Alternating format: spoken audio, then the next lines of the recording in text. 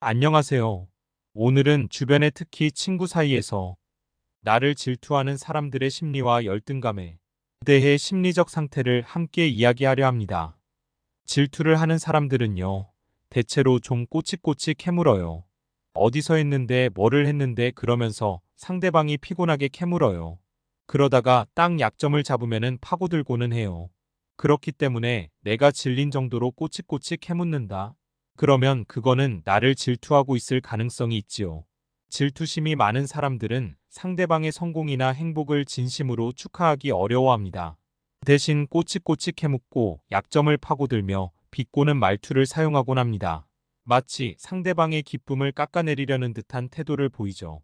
특히 상대방의 부러운 점을 칭찬하는 듯 하다가도 곧 이어 비난이나 조롱을 섞어 말하는 경우가 많습니다.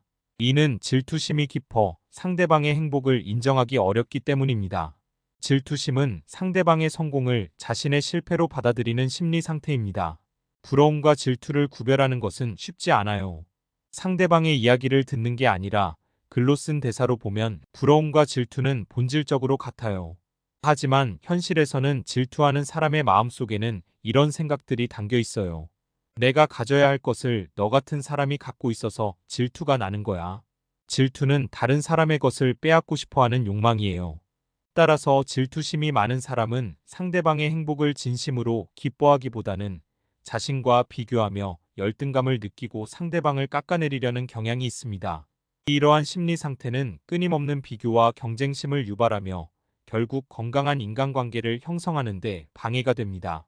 예를 들어 친구가 새 옷을 사 입었다고 하면 질투심이 많은 사람은 그 옷 얼마나 줬어? 그 옷 너한테 어울려? 그 돈으로 다른 걸 샀으면 더 좋았을 텐데와 같이 꼬치꼬치 캐묻거나 비꼬는 말을 할 수 있습니다. 이는 상대방의 기쁨을 축하하기보다는 자신의 소유욕을 드러내고 상대방을 깎아내리려는 의도를 보여주는 것입니다. 부러움과 질투는 종종 혼동되기 쉽습니다. 부러움은 상대방의 행복을 바라며 자신도 그렇게 되고 싶어 하는 긍정적인 감정입니다. 반면 질투는 상대방의 행복을 시기하고 상대방의 불행을 바라는 부정적인 감정입니다. 질투심이 많은 사람은 부러움을 가장하여 상대방에게 다가가지만 결국에는 상대방의 행복을 깎아내리려는 모습을 보입니다. 친구 관계에서 오해는 항상 내가 새 옷을 사거나 좋은 일이 생기면 꼬치꼬치 물어보고는 해. 마치 내가 잘 되는 게 못마땅하다는 듯이. 직장에서 팀장님은 항상 내가 제안한 아이디어에 대해 꼬투리를 잡으려고 하세요. 내가 잘하는 모습을 못 견뎌 하는 것 같아요. 연인 관계에서 남자친구는 내가 다른 사람과 친하게 지내는 걸 못마땅해 해요. 항상 그 사람에 대해 꼬치꼬치 캐묻고는 해요. 직설적인 표현으로 부러워하는 사람들은 겉으로는 축하해주는 척하면서도 은근히 비난하고 깎아내리려고 해요. 심지어 다른 사람들에게 험담을 퍼뜨리기도 하죠. 특히 질투심이 많은 사람들은 상대방의 성공을 인정하지 못하고 뒷말을 덧붙여 깎아내리려는 경향이 있어요. 비유적인 표현으로 질투심은 마치 잡초처럼 번져나가 주변을 갉아먹어요. 부러워하는 사람들은 겉으로는 축복을 건네는 듯하지만 속으로는 시샘하며 상대의 발목을 잡으려고 해요. 마치 남의 떡이 더 커 보이는 것처럼 질투심은 상대방의 모든 것을 부정적으로 바라보게 만들죠.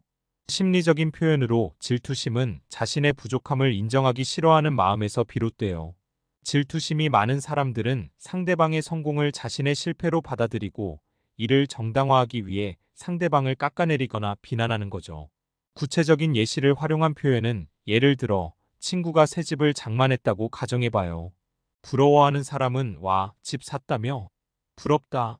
라고 말하면서도 속으로는 부모님 도움 없이 어떻게 샀대?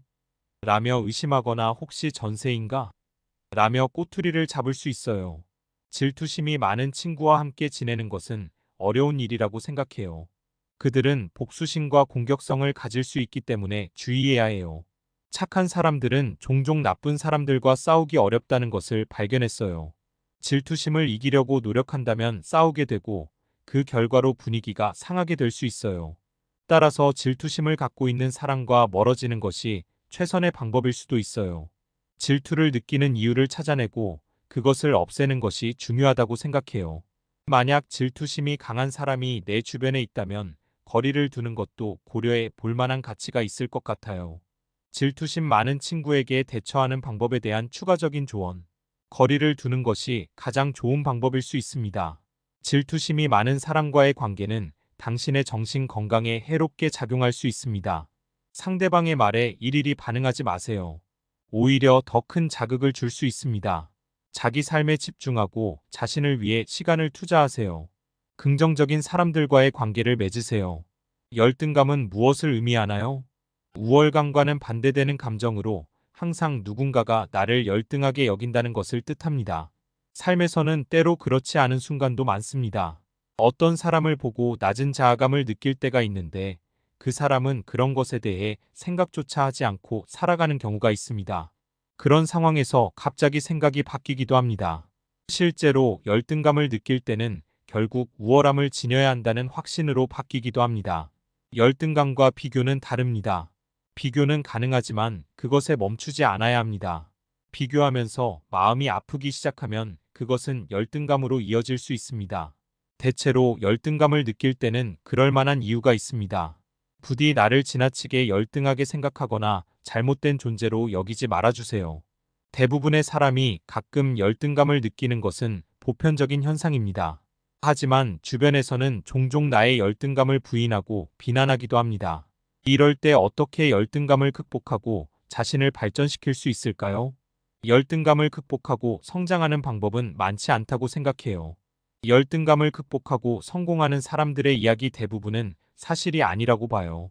하지만 그것을 부인하는 사람들도 사실 그런 생각을 하고 있을 것이에요. 결국 성공하는 이유는 능력 때문이에요.